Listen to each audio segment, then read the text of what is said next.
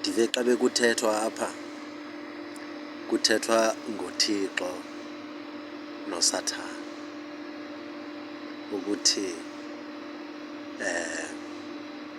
uThixo kuthiwa luthando mos. uThixo uluthando, nam nditsho. uSathane uyintoni yena? NgesiXhosa kuthiwa uSathane ngumtyholi.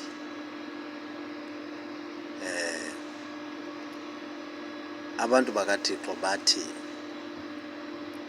igama likaSathane okuthiwa ngumtyholi lithetha into ayenzayo, uyatyhola, utyhola uThixo, uxoka ngaye. Xa utyholwa, igama elithi ukutyhola lithetha ukuthi kuthethwa into engeyiyo ngawe.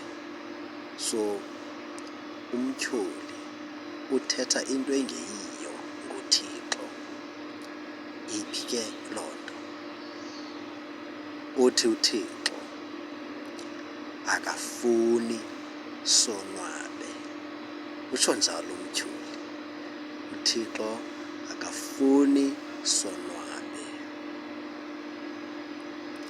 Okunye, uSathane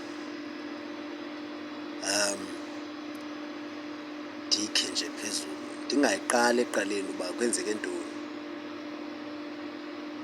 uSathane adelela uThixo nje kwenzekeni.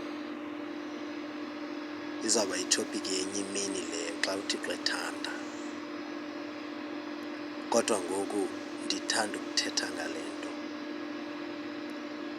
uSathane akafuni nokumbona uThixo, uyamcapukela. uSathane akafuni nokuyibona into kaThixo